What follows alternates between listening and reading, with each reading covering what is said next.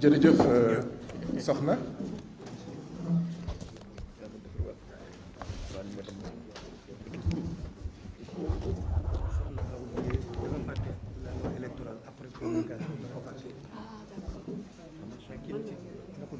Je m'appelle Guy Marius Sagna,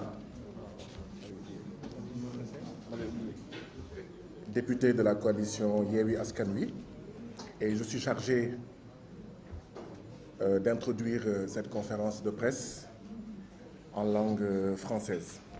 Je vais essayer de traduire, de résumer ce que mon excellente collègue députée Sokhna Ba a eu à vous présenter en langue wolof. Le premier élément que nous voulions adopter, que nous voulions plutôt aborder en tant que groupe parlementaire Yewwi Askan Wi, c'est l'élément relatif à la situation scandaleuse de notre collègue et président de groupe parlementaire Birame Souleye Diop. Tous les Sénégalais savent qu'au moment où nous parlons aujourd'hui, le président Birame Souleye Diop est actuellement en prison du fait du prince Macky Sall. Nous n'allons pas revenir sur les raisons pour lesquelles le président Birame Souleye Diop a été emprisonné. Lui-même, il a eu à faire une vidéo pour s'exprimer sur cela, pour présenter ses excuses. Nous n'allons pas être plus royalistes que le roi. Mais nous allons juste dire une chose. Le 2 poids 2 mesures dans ce pays-là est tout simplement inacceptable. Nous ne pouvons pas accepter que dans ce pays-là, que tous ceux qui entourent le président Macky Sall puissent insulter les Sénégalais en longueur de journée, puissent appeler au meurtre de Sénégalais, puissent appeler au pogrom de Sénégalais, je veux dire au génocide, en disant au besoin, si pour emprisonner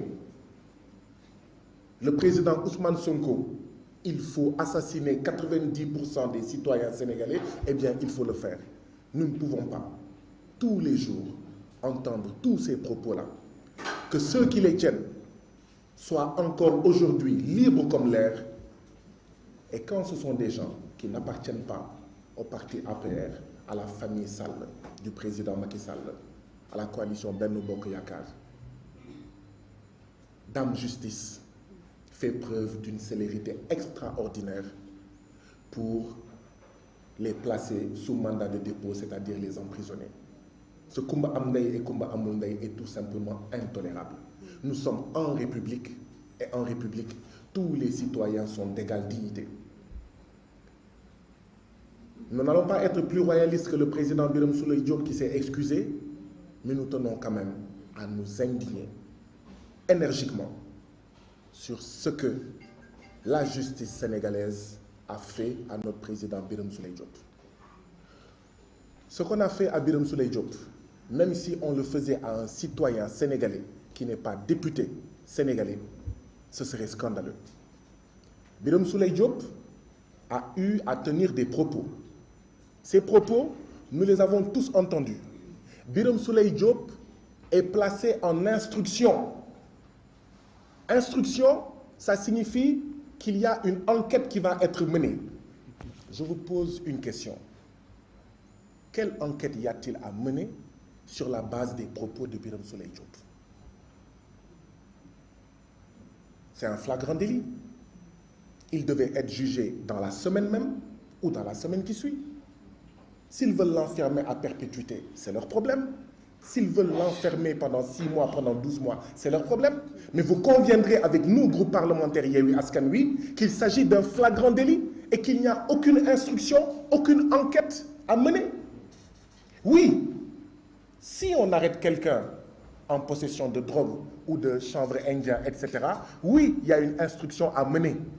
Parce qu'il faut voir, est-ce qu'il y a un revendeur? Est-ce qu'il y a un cultivateur? Il faut voir toute la chaîne, toutes les ramifications, les producteurs. Mais dans le cas d'espèce, de notre président de groupe parlementaire, Birame Souleye Diop, qui a eu à tenir des propos, ce sont des enquêtes pour trouver qui? Des complices.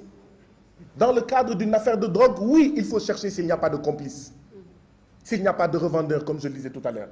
Mais dans les propos que Birame Souleye Diop a tenus, est-ce qu'il y a des complices à trouver? Est-ce qu'il y a des revendeurs, des receleurs à trouver? C'est pourquoi nous disons, nous, groupe parlementaire, Yewwi Askan Wi, même si ce qu'on a fait à Birame Souleye Diop, on le faisait à un autre citoyen qui n'est pas député, ce serait scandaleux. Parce que ce dont il s'agit, c'est un détournement de procédure auquel le président Macky Sall et son régime et sa justice croupion nous a habitués. C'est quoi un détournement de procédure? L'instruction, c'est pour faire des enquêtes. Mais ici, il n'y a pas d'enquête à mener dans le cas de Birame Souleye Diop. On utilise l'instruction, on utilise l'enquête pour garder le plus longtemps possible un opposant. C'est ce qu'on appelle un détournement de procédure, c'est-à-dire des procédures judiciaires qui existent effectivement, mais que l'on doit utiliser dans des dossiers de drogue, de chanvre indien, de vol, etc. Mais ici, qu'on utilise dans un dossier dans lequel nous ne devrions pas utiliser cette procédure dans un seul but, garder le plus longtemps possible un opposant.